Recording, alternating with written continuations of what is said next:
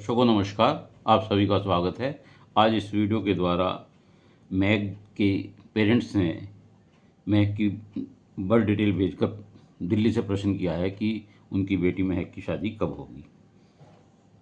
उनके द्वारा बताए गए समय के अनुसार जो महक का लगन बनता है वह मीन लगन की कुंडली बनती है और ग्रह स्थिति इस प्रकार है कि सूर्य बुध लगन में है, चौथे भाव में केतु है, छठे भाव में गुरु हैं, नवम भाव में चंद्रमा है, दसम भाव में राहु हैं, 11वें भाव में शनि है तथा 12वें भाव में शुक्र और मंगल हैं। ये आपकी कुंडली में ग्रहों की स्थिति है। देखिए, आपकी बेटी महक का जन्म मीन लगन में तथा ज्येष्ठा नक्षत्र के चतुर्थ चरण में हुआ है। जन्म राशि वृश्चिक है।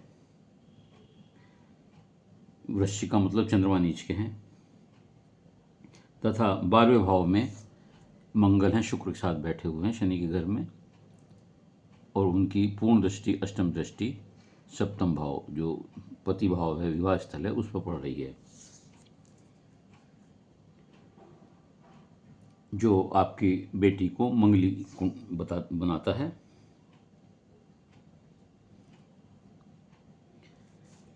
आपका प्रश्न विवाह का है, कब होगा। इसके लिए हम सप्तम भाव को देखेंगे, जो पति भाव है और विवाह स्थल है, विवाह का भाव है। सप्तम भाव की स्थिति को देखेंगे और ये देखेंगे कि सप्तमेश की क्या स्थिति है और सप्तम भाव पर किस किस ग्रह की दृष्टि पड़ रही है, कैसी दृष्टि पड़ रही है, और गोचर में ग्रहों की क्या स्थिति है और महादशा क्या है। इन सब चीज़ों का निष्कर्ष निकालने के बाद हम शादी की स्थिति में पहुंचेंगे बताने की। सप्तम घर पर सूर्य की दृष्टि पड़ रही है, पूर्ण दृष्टि है सूर्य की। सूर्य विवाह में विलंब करते हैं, रुकावट करते हैं और शादी के बाद एडजस्टमेंट में भी थोड़ा सा दिक्कत करते हैं तथा कभी कभी ये रिश्ता होने के बाद रिश्ता छुड़वा भी देते हैं,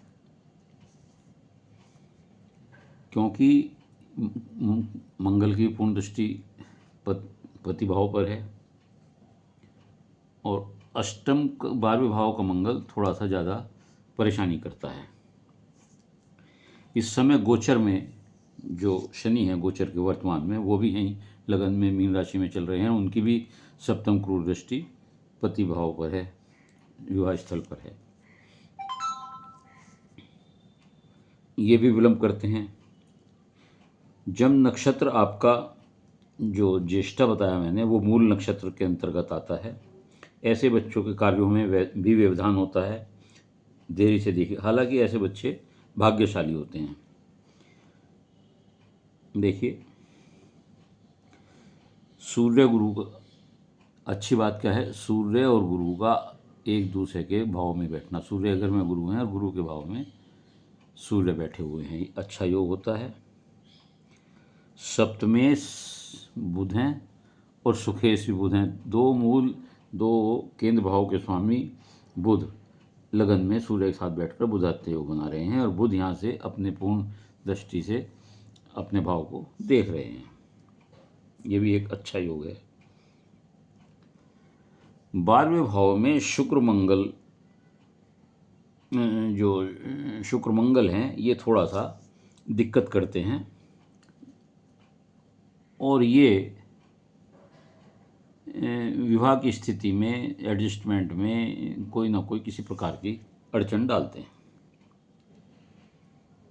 अब दूसरी बात यह है कि गुरु यहाँ से आपके विदेश भाव को देख रहे हैं, 12वें भाव को देख रहे हैं, और मंगल और शुक्र यहाँ बैठकर विदेश योग देते ही हैं। पंचमेश चंद्रमा भाग्य स्थान में बैठ गए हैं, भले ही नीच के हों, नीच भंग योग हो रहा है, ये भी एक अच्छा योग होता है। और ऐसे जातक विवाह के बाद, क्योंकि भाग्य स्थान का स्वामी विदेश भाव में बैठा हुआ है, तो भाग्योदय भी विवाह के बाद होता है, विदेश जा सकते हैं ऐसे लोग।